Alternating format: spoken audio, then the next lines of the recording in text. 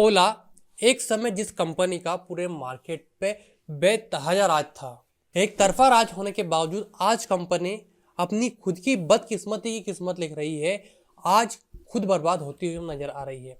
यदि हम ओला के शेयर की बात करते हैं तो अपने लाइफ टाइम हाई से 80% तक शेयर गिर चुके हैं। एक समय ओला का शेयर 180 रुपए के आसपास कहीं ट्रेड करता हुआ हमने देखा था।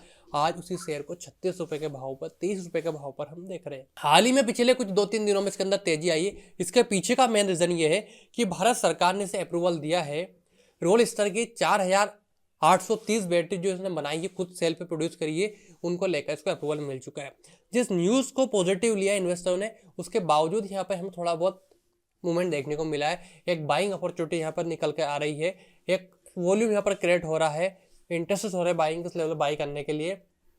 वो भी इसलिए हो रहे हैं कि यदि हम ओवरऑल बात करते हैं तो कहीं ना कहीं 2024 के अंदर इसका मार्केट कैप की हम बात करें तो लगभग 25% के आसपास था ओला का। इसके पहले 50% था 23 में। आज 2025 में घटकर 19% रह चुका है। और इसकी पूर्ति किसने करी है?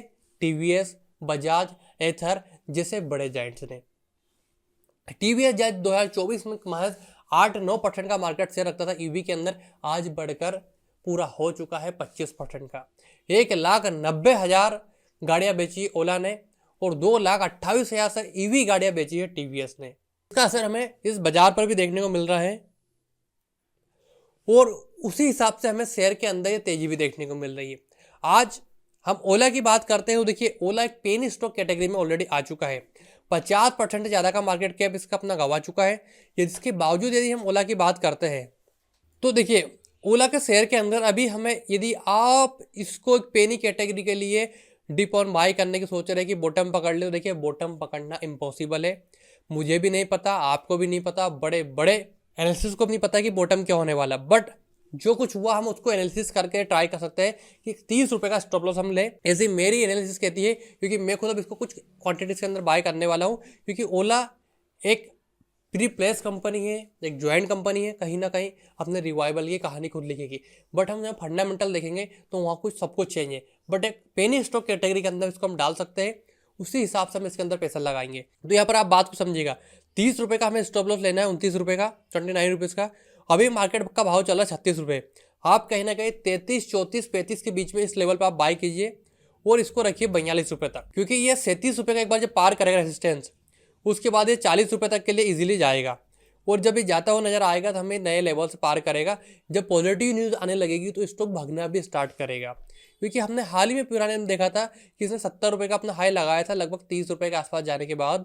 तो उसमें समय इसने लिया था 30 रुपये से लेकर 70 रुपये जाने में 32 दिन का समय लिया था, यानी कि एक महीने में 80 से 90% रिटर्न दे चुका था।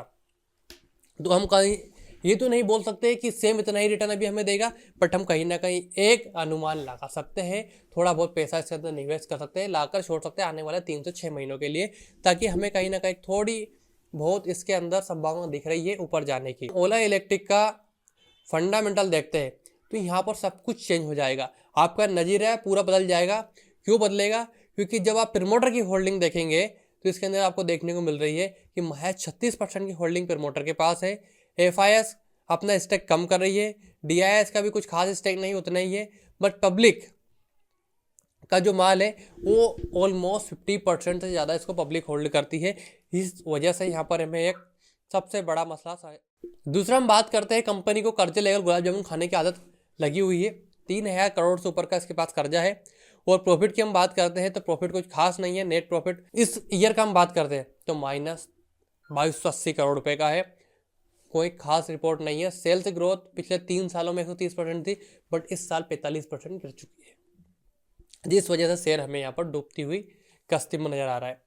देखिए ओवरऑल देखा जाए तो 16,000 करोड़ के मार्केट कैप का रखती है। वही मुझे लगता है कि 12-14,000 करोड़ के आसपास मार्केट कैप आ जाएगा। 30 रुपये जैसा शेयर आएगा। और ROE, ROC सब कुछ नेगेटिव है, फंडामेंटल सब कुछ खराब है। सिर्फ एक पेनी स्टॉक की तरह आप इसको बाय कर सकते हैं और लॉन्ग टर्म विजन रखते हैं। उतना ही पैसा लगाए जितना गंवा सकते हैं, तो ये कुछ अच्छे रिटर्न आपको बना कर दे सकता है। बाकी आपकी राय ओला को लेकर क्या है? आपके पोर्टफोलियो में किस लेवल से आपने बाय कर रखा है? कमेंट करके जरूर बताइएगा। मिलेंगे दूसरे वीडियो में, जब तक लिए ख्याल रखिएगा। चैनल सब्सक्राइब नहीं किया है तो फटाफट से कर लीजिएगा। और बाय में व्हाट्सएप कम्युनिटी का लिंक दिया गया है, सबसे इंपॉर्टेंट वो है आप लोगों के लिए, वहाँ सब कुछ मिलेगा ओला से रिलेटेड, अदर स्टॉक से रिलेटेड, फटाफट से ज्वाइन कर लीजिएगा। अभी नए साल में फ्री ऑफ कॉस्ट चल रहा है। धन्यवाद, मिलेंगे दूसरे वीडियो में, तब तक के लिए जय।